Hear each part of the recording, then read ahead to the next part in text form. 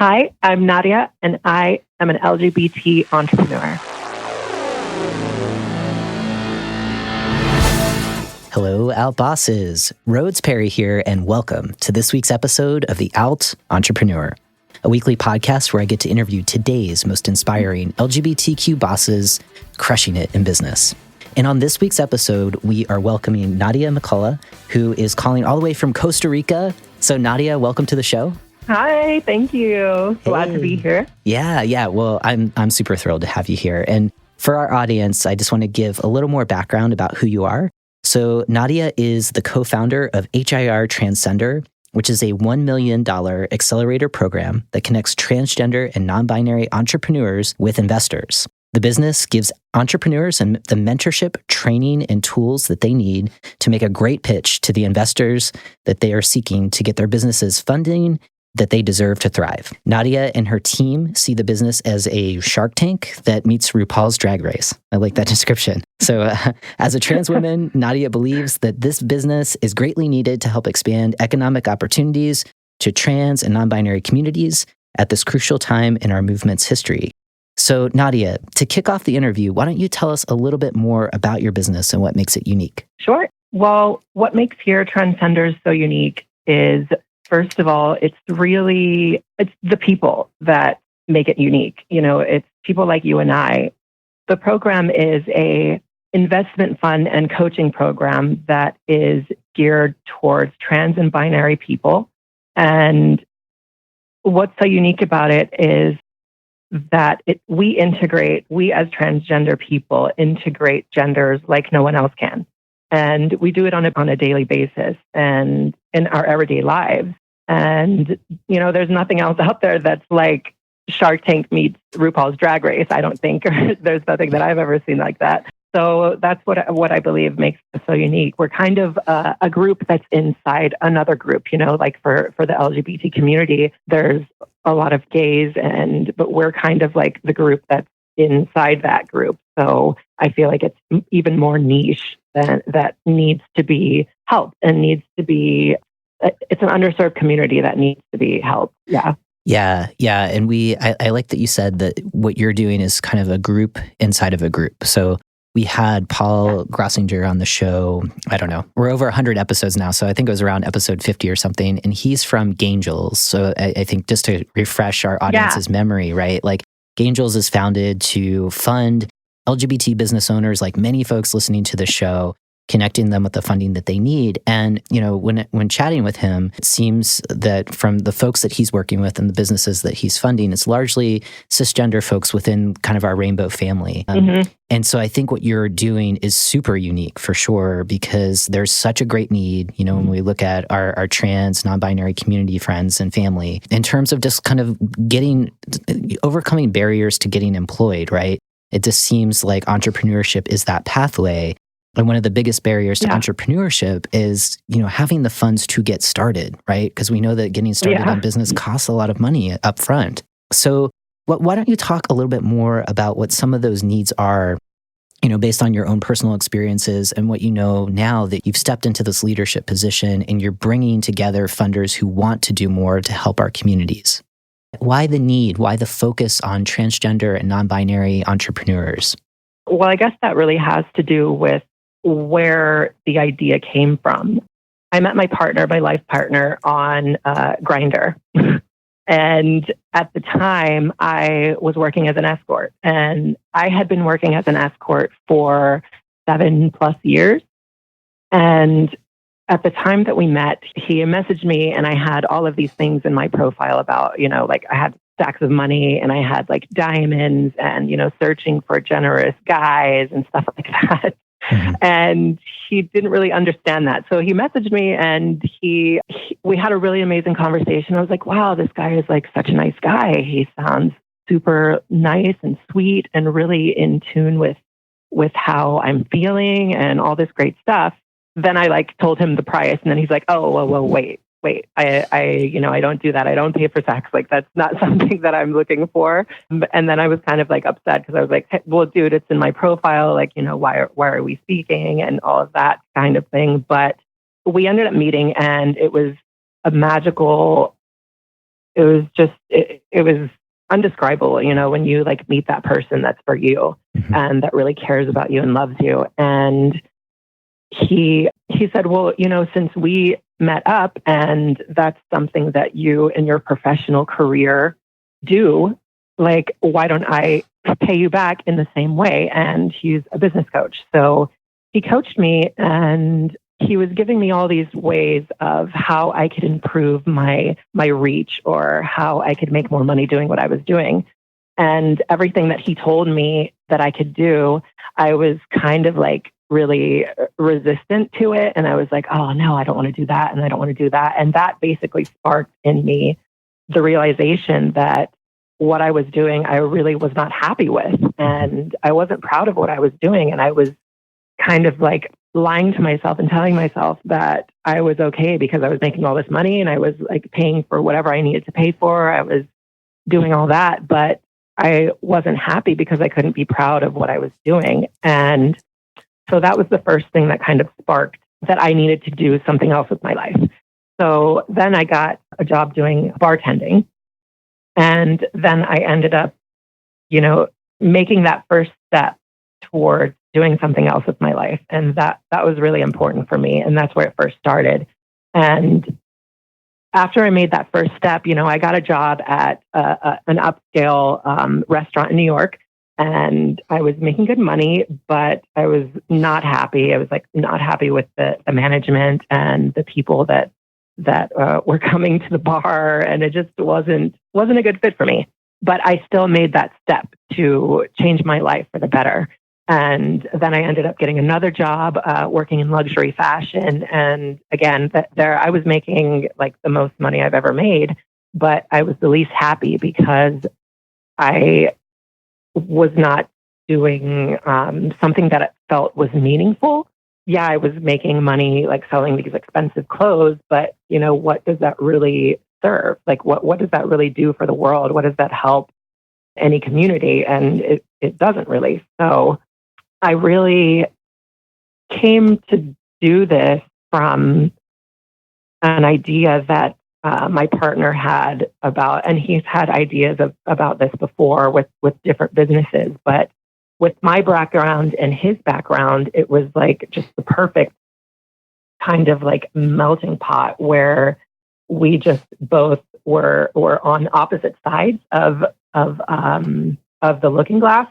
So it was like he's lived this experience and I've lived this completely different experience, and together we can create something that can really change the world. And that's how this kind of sparked, and that's where it came from. Oh my gosh, I love this origin story, you know, in terms of this like amazing happy ending where you found your soulmate, I guess. I mean, I'm not sure how you describe him, but yeah, totally. Like, I agree. Yeah. I mean, you've had this amazing connection, and I want to pause just briefly and kind of help our audience understand. And I think many folks kind of already get this, but just for folks who might not be as familiar, you know, because of like the extreme amount of transphobia that exists in our world today, even though there has been a lot of progress.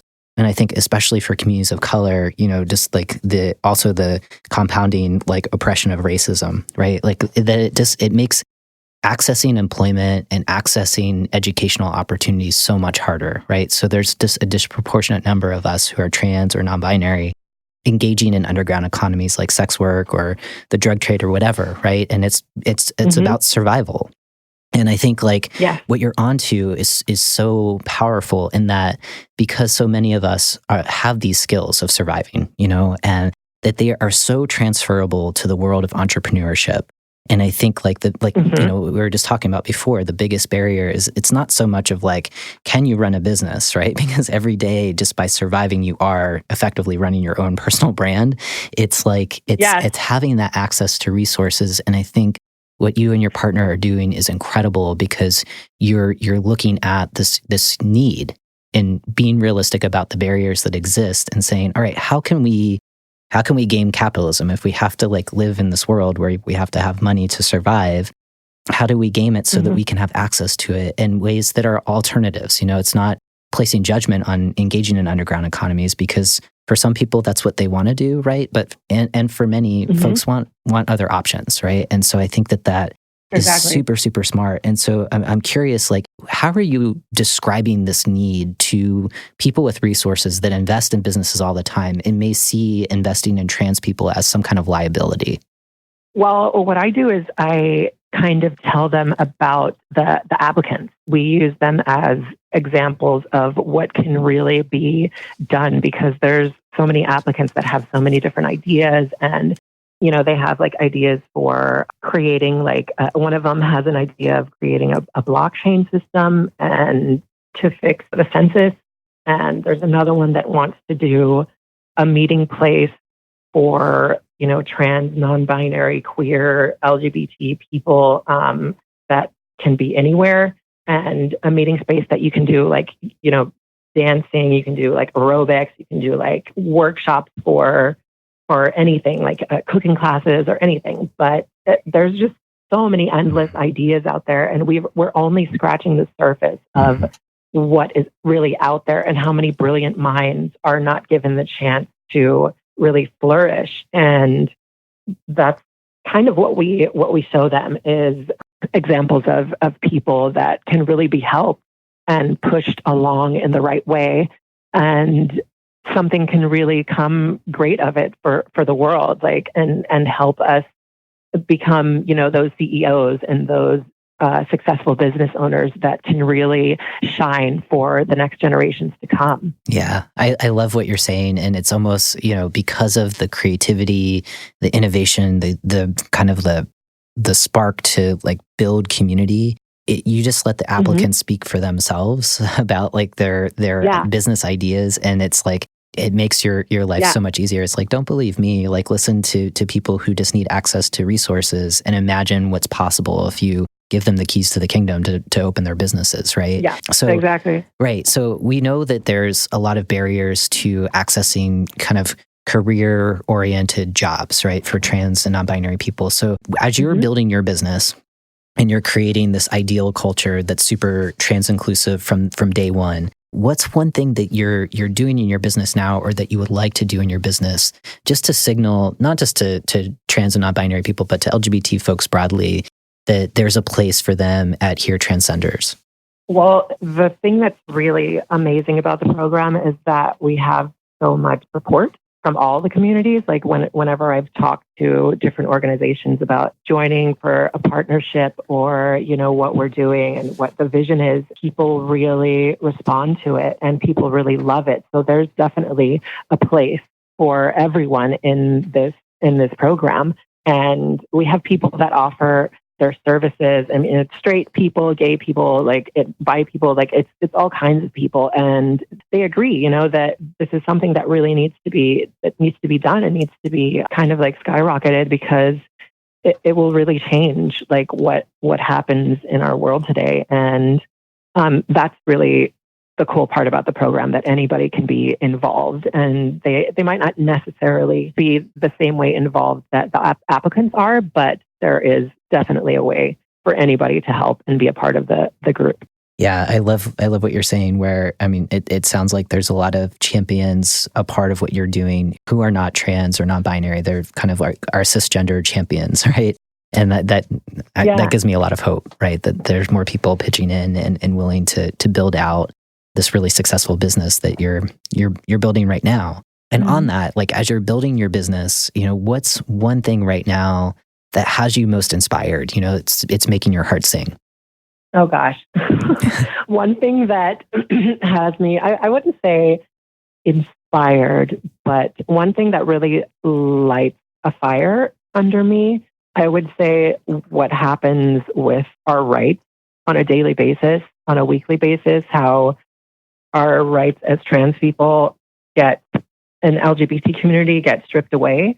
And these are rights that we've worked really hard for a long time. And for a country leader to just be able to take that away just because he can is something that really lights a fire under me. And also, you were speaking about trans women of color, seeing pictures of all of these beautiful, strong Black trans women that have been murdered and on a daily basis.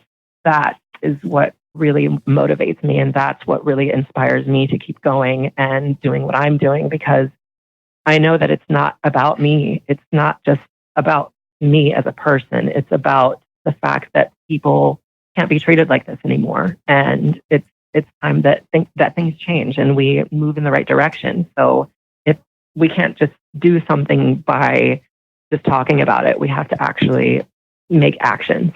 Yeah. And that's the powerful thing about, I call it social entrepreneurship.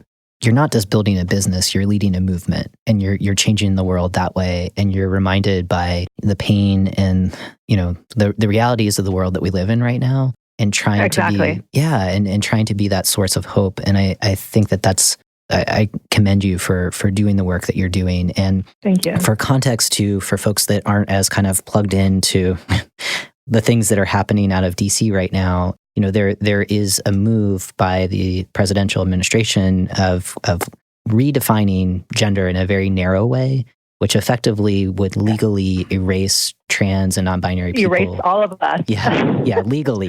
We're a ridiculous. Yes. Yeah. It's really, and it's unsettling. It's frightening. It causes a lot of anxiety. And I think what Nadia is doing is showing a different way.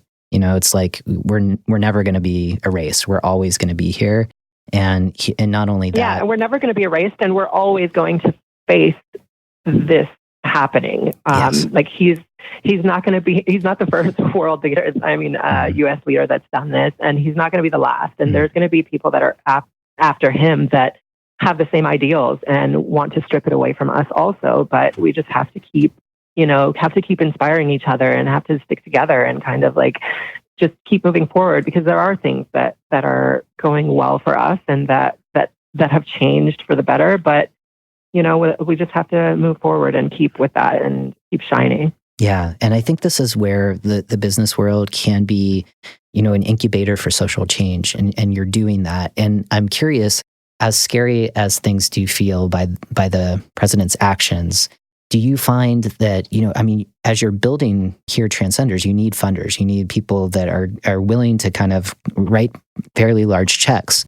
Do you think that, are you seeing as a result of these really malicious attempts coming out of DC that more champions are ponying up resources to really support your vision?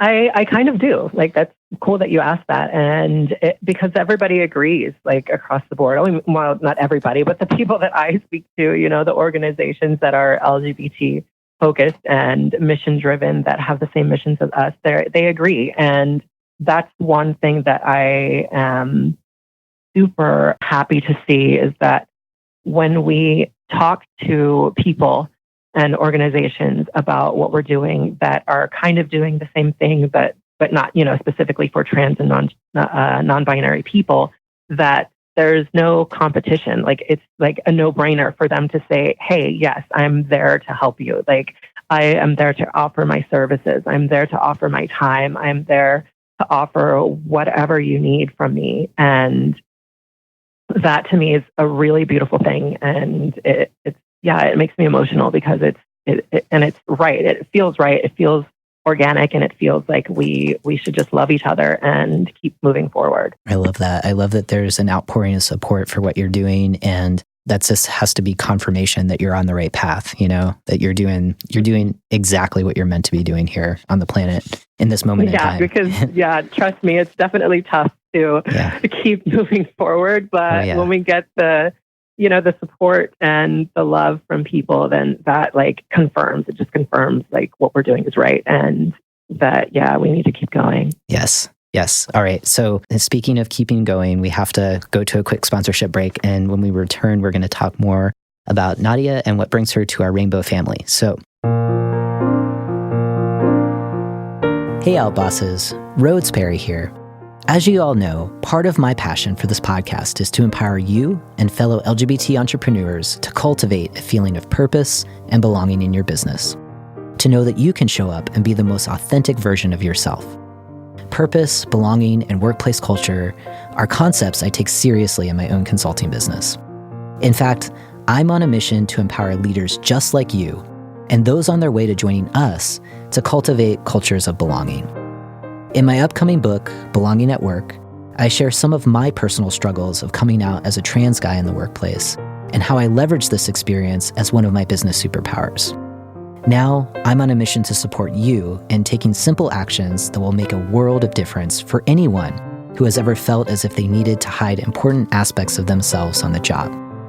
When you commit to purchasing a special, limited edition copy of the book, a portion of your purchase will support expanding workplace opportunities for fellow transgender and non-binary people.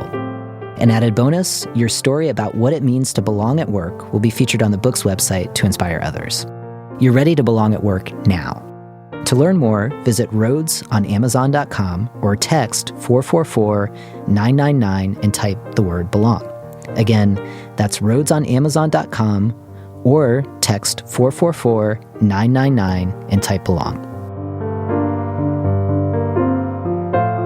Okay, all right, Nadia. So we're going back into the interview, and I wanted to talk more about your own identity, your own LGBT identity, and starting with kind of reflecting on employment, barriers to employment, your experiences with the times that you worked for other people, and you shared a little bit about that earlier in the interview. And maybe this is happening now, and kind of bringing in funders who might not be as kind of familiar with trans folks. Have you ever experienced a time where you felt like you had to cover aspects of maybe your gender history because you were afraid of how people would react? You might lose business, you might lose clients, whatever that might be. If you could kind of take us back to a specific example and share with us what was going on, how you felt, and how you were able to kind of work around it, that's going to give a lot of our listeners hope, courage, and how they can navigate some of the less than fun times when we're being ourselves in our businesses. Well, I mean, one of the things that I think about is before my transition, actually, it was like right at the time when I decided to actually go for it. So I was growing my hair out. I was actually making the step to go to work as a female. And I had a boss that was he was not okay with it. He was not comfortable with it. He would make it a point to come and make sure that I was wearing my name tag, which said Anthony, as that was my name before. Everybody else knew me as Nadia. Everybody was happy with me transitioning and, living my life as authentically as I wanted and just being myself. And they saw that I was happy as Nadia. But him, for some reason, it really just rubbed him the wrong way. So he made it a point to kind of like, not to the point of harassment, but like kind of like bullying. Like, you need to put your name tag on, like you need to do this, when all the other managers were completely fine with the fact that I didn't want to wear this name tag that made no sense because I'm serving ice cream to someone as a female, but I have the name tag that says Anthony. So it was very weird and it was very uncomfortable for me and it was uneasy. But the way I worked around it is I kind of like put it in his face more and was more proud of, I put on more makeup or like just use my hair bigger or like stuff my bra, make my tits bigger, like whatever. And then also how I worked around it was I left the job. Yeah. I wanted to be somewhere where I felt like I fit in. And that's when I made a big move for me. And I moved to South Florida and started working at a restaurant called Hamburger Mary's. I don't know if you're familiar with that or not. Totally, yeah. So I started working there and I was just like, I felt so alive. I felt like I was just among my people and I had met, trans men. I was dating a trans man. I was thriving and I was happy to be alive. And I think that's a big thing that you need to remember when you're in a workplace and you're being put down for who you are and you don't feel like you can be honest with certain things. Like, you know what? Like if you can't be honest with yourself and you can't be honest about what's happening in your life or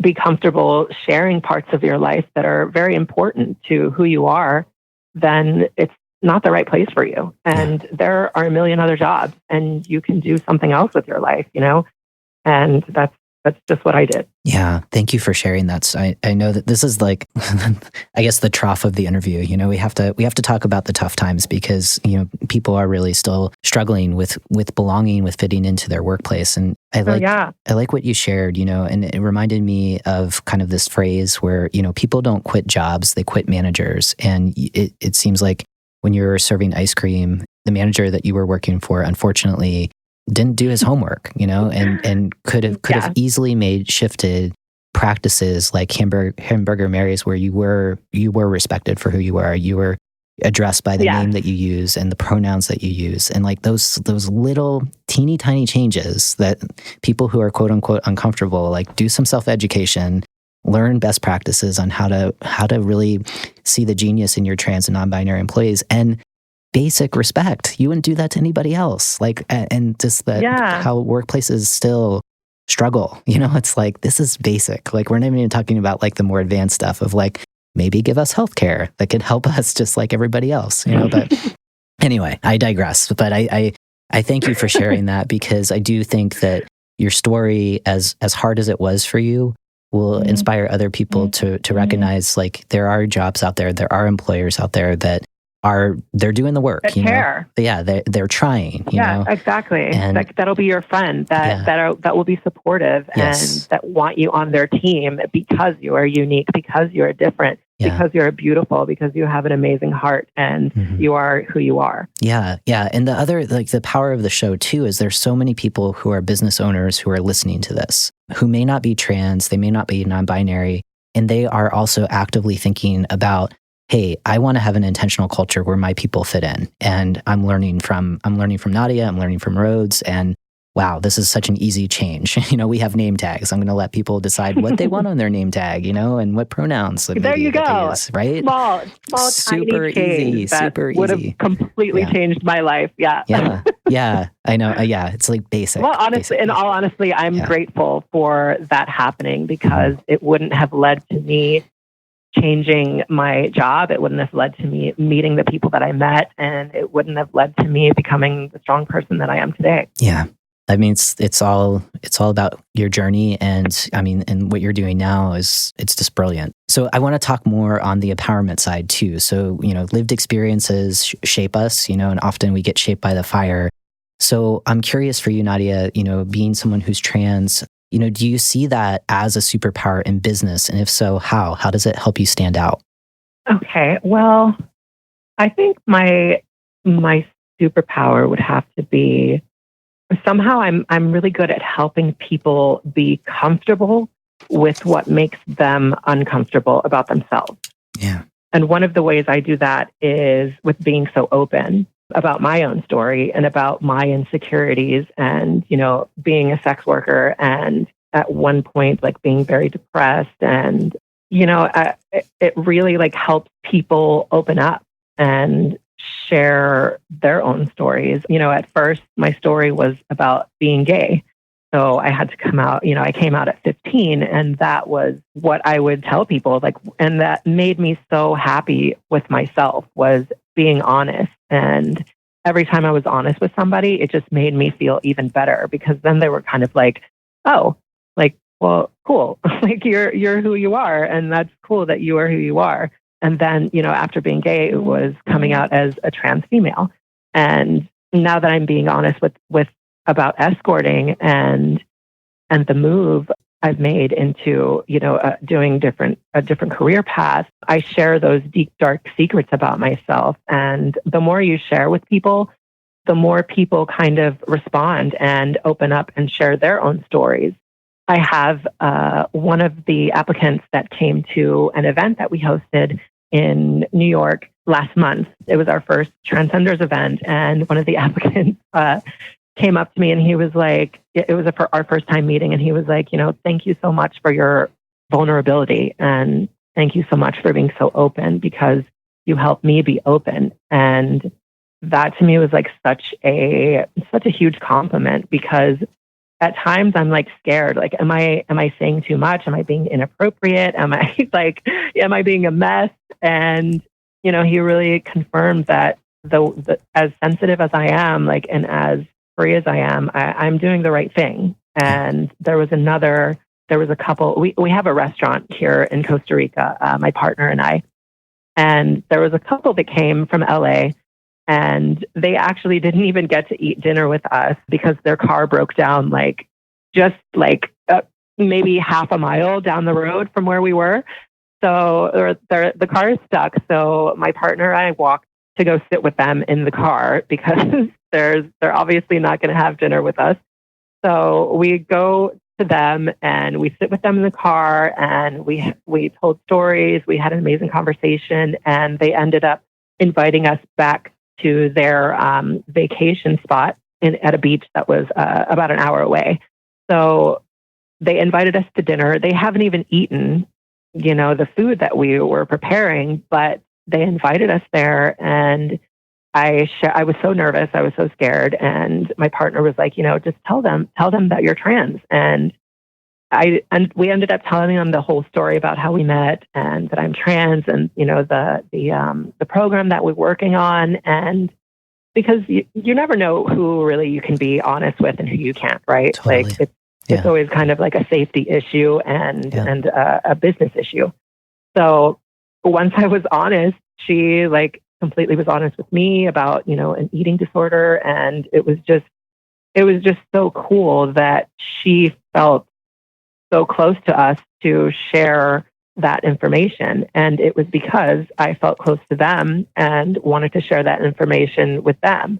And it's kind of like an endless cycle. Like the more that you're open and honest, the more that other people will be open and honest with you. And the more that your missions align and they see your mission and you can work together.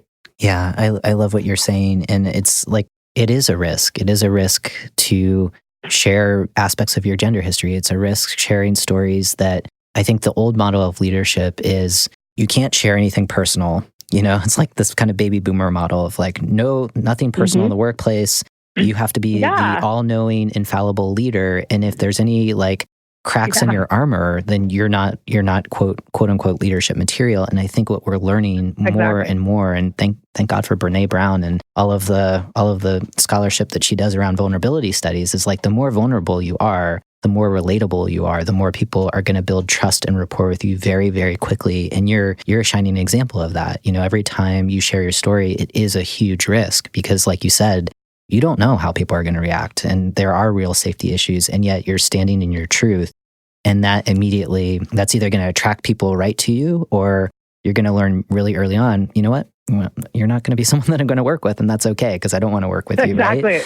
And I think that it kind of gets rid of the riffraff, like right from the beginning. Yeah, and it saves you so much time. And I think that's an example, for business owners in general, even if you're not trans, right? Like this still relates to you, where it's like you lead with what you do and with what you're passionate about, and you show up as your full self. And if people don't like that, it's okay. There are billions of people on this planet. Someone will buy your product. Someone will be attracted to what you do. And you just have to trust who you are and trust your voice. There's only one voice that's true, and that's yours. So don't try to be someone else, right? That was beautiful. Yeah. Beautiful. Well said. Awesome. I love this.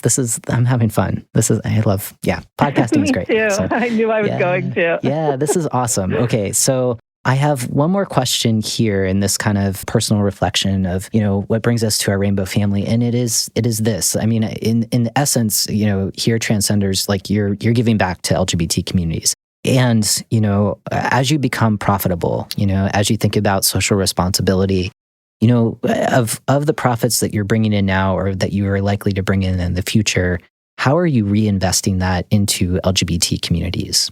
Oh, gosh. Well, hopefully what will happen is we would really love for this to be a normal thing. And so the whole point of this and the whole goal is to just create role models for people like us, like people like you that have these amazing podcasts that let people like me explain our stories and get people, on board. And so the goal is to create role models. So that's how we're giving back, is role models and employing people of future generations, and basically just changing the view of transgender people and non-binary people, that, we're not freaks. We're not that weird. We're not that crazy. Like, we all don't deserve to just die. Like, we're people also, and we can be CEOs. We can be successful business owners, and we can have power just like anyone else, and I think that's what really will solidify our place in society. Yeah. I think what you're speaking to, I talk about this a lot, is closing that empathy gap, right? Because I think even now there's only like 16% of people in this country that know someone who's trans or works with someone who's trans as adults. And so, for the rest of for the remainder of folks, it's really easy to dehumanize people that you've never met before, or that you think that you haven't, right? And the more that we can show up and be possibility models, role models, just being ourselves and speaking our truth, every time we do that, there's more people that know who we are, and it might change their minds, it might change their hearts. And exactly. Yeah. Exactly. And that is a gift, what you're doing, and giving back and reinvesting, because especially for younger people right now who might be living in a rejecting family, or just, it might be a rejecting community, to see you, to see me, to see other folks, and just kind of stepping up and letting people know we're trying our best to make it better, and we're here. We're here, and we're out there. So reach out to us. We'll share some positivity. Exactly, and we're cool people. Yeah, agreed. I think you're cooler than I am. So, but that's a different thing. But, okay, so Nadia, I wanted to ask you a question or two about mindset, and I wanted to lead with my favorite of talking about imposter complex or imposter syndrome. So the idea of like, who am I to do this? Or I'm not good enough, or I'm not ready, or all the excuses that we make in doing the thing that we want to do in our business. And I'm curious for you, one, does the imposter complex show up for you? If so, what does it sound like? And how do you work around it? That's a good question. The imposter complex pretty much shows up on a daily basis for me, because this is all very new for me. But I think that the way that I get through it, and the way that I kind of like push that voice away, is kind of just like, what I do is there's a screensaver that my partner and lover have on our computer. And one of the things that he wrote was, I do things that I fear. And that's something that I try to do every day. And that's the reason why I'm here on this podcast talking with you, is because I was so scared to do it. Like, when I first got your email, I was like, oh my God, this is crazy. Like, I'm so freaking out. Like, I can't do this. But, that's something that really motivates me to keep going, is you have to do some things that you're afraid of, and you have to do things that are out of your comfort zone, because if you don't, you're just going to live life like the same way. There's not going to be any kind of growth. So I just doing things that I'm afraid of is a very big way to just keep going. And more times than not, after I do it, I'm like, what was I so afraid of? Like, why was I so scared of doing this? Like, that was amazing. That was fun. Like, this is so cool. And so I believe that's great. One, thank you so much for stepping into what you're afraid of and being on the show, because I think you're a great guest, and I think you should do more podcasts for sure to get your message out there. Thank you. Yeah. I just might do that. I think you totally should. And I love what your partner has above, his desk of, I do things I fear, right? And I think that by nature is an aspect of entrepreneurship. It's an aspect of being human, right? Is that, all of us are afraid of, sometimes our own shadows, right? And it's like, all right, whatever, it's there. And if you do the things that you're good at and you're confident in, and that's the only thing you ever do, you limit yourself so much in evolving and growing into your full potential. And so I think that you just, wherever the fear is, that's good information. It's like, maybe you should go in that direction. And it's probably not as scary as you think it is when you're on the other side of it, right? Yeah, exactly. And it's crazy because the first talk that I did was in New York. It was an event for Venture Out New York had an event. And it was an event about augmented reality and virtual reality. And we basically went there thinking that we're going to be completely off topic. So nobody's going to be interested in anything that we have to say. So I'm just basically going for practice to talk in front of people and to like get the feel of it and see how it goes. And, that'll be good. And I was scared shitless. I was like, oh God, I cannot do this. I was like sweating and like trying to just like, stay composed. And so what ended up happening is that I got up there and I just, I was talking about escorting. I was talking about sucking dicks, and people really, like, at the end of that talk, I had the most people coming up to talk to me because they were interested in what we were doing and how we're helping people. And it's just amazing. Like you never know like what's going to happen. So just do it. Just try it. Just put yourself out there. Yeah. Yeah. And I think what you're talking about too is like you're just being honest about your experiences, and you quickly build trust and rapport that way because you're showing up as yourself. Yeah. And I think that's good advice. It's totally good advice for us. So, all right. So I'm looking at the time, and that means we're going to have to jump into the bonus round right now, which is a fun part of the interview. So it's just going to help us get to know you a little bit better, Nadia. And then most importantly, before we end our conversation, we're going to learn where we can find you on the internet so that we can learn more about HiR Transcender. So, all right. So to kick this off, finish the sentence. As an LGBT entrepreneur, I believe. I believe you have to start somewhere. Yeah, totally. And where I believe that, everything starts as a small idea.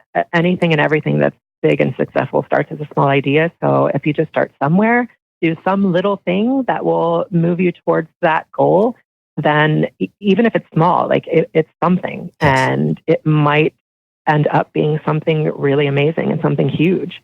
I think I just had like the cheesiest song lyric that came into my mind, which is Bruce Springsteen. You can't start a fire without a spark. Oh my God. Sorry about that, but it's totally true. Okay. You're all right. So cute. All right. Okay. I'm going to stop being a geek here. All right. So do you have a mantra or a quote that you reference that helps you stay motivated in your business? There's a quote called The Greatest Fear that really keeps me motivated. And it's all about shining and staying true. You should really look it up. And it really helps me to stay focused and remember that I am an amazing human being and that I should shine and that I should push forward and that I'm doing the right thing. Yes, that's great.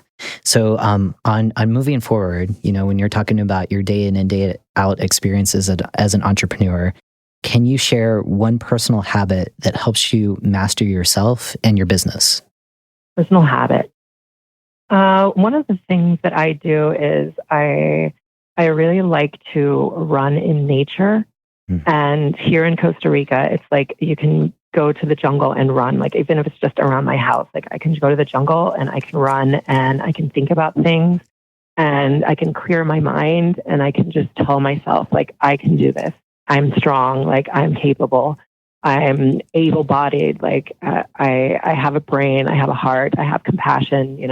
All the things that I need to tell myself to keep motivated and to keep thinking the way that I'm thinking. Yeah. I'm kind of like a trained endurance athlete. And so that's my background. And the moving meditation of running is just, it's super cathartic, and just being outside in general, even if you're just sitting outside, there's just something about that just, I don't know. That's exactly. Great ideas come from nature. That's all I have to say. Yes, exactly. What are you most grateful for in terms of being a business owner who's also an outboss? I'm most grateful for working with people like me. I would say like people like you and who want to help. Like I was saying earlier, like all the organizations that I've spoke to that are really like down for the cause and that are so happy to help and so willing and so like it's just so aligned with the vision. And that's what I'm most grateful for, is like being able to collaborate with amazing, beautiful people like myself, and making our community even tighter and our network even bigger and our reach even stronger. So on that note, can you share one piece of advice to inspire the next generation of OutBosses to take that first entrepreneurial leap? I would say finding role models.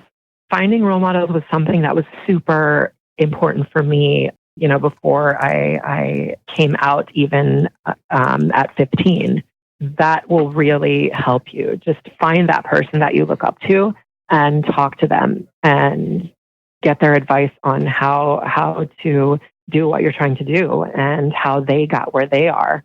And 9 times out of 10, they will love to explain to you exactly what to do and how to do it, because, they see themselves in you, and they'll be happy to help you. So don't be afraid to ask for help from someone that you admire and that you look up to. Yes, that's one of the main motivations why I started the show, was to find other LGBT entrepreneurs so much further on the path than where I was at when I was first getting started in business, and just to connect with them, to know that I and can. They're so willing to help. Yes, I agree. Yeah. And just like already hundreds of people have stepped forward, like yourself, to say, yeah, I'm totally in to talk about my business. And I think the show alone offers so many role models, possibility models, however you want to name folks that you can look to that have figured out something about showing up authentically, being themselves, and building really amazing businesses. So Nadia, thank you so much for your time and for inspiring fellow OutBosses.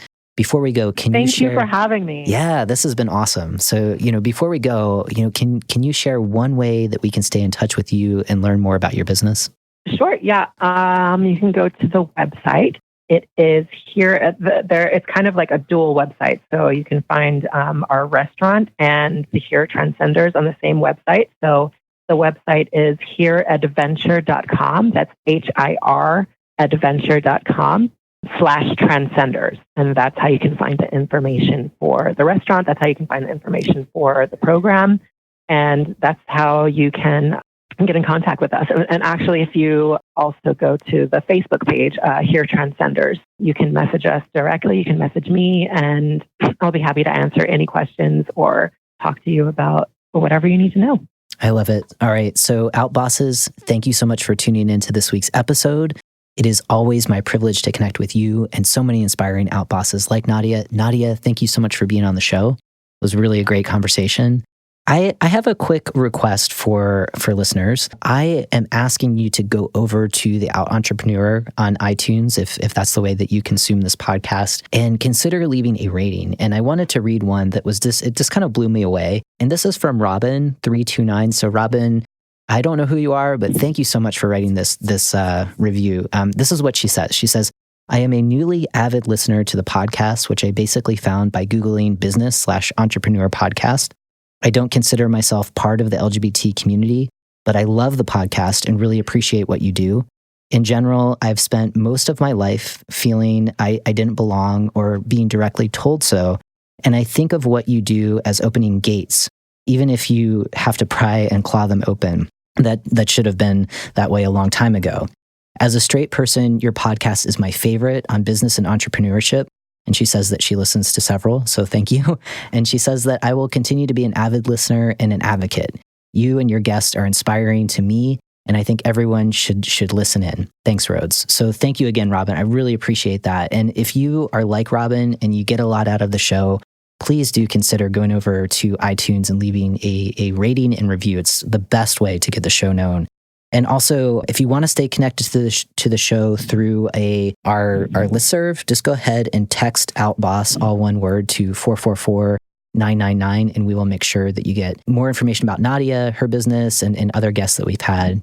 And if you're more into the Google machine, you can just go to outentrepreneur.com. So thank you again. Thank you, Robin. Thank you, Nadia. Thank you, everyone. I really appreciate all of the support. Thank you for having me. Yeah, absolutely. And for everyone else, that was so fun. Yeah, keep listening, keep tuning in, and keep being your authentic selves 100% of the time.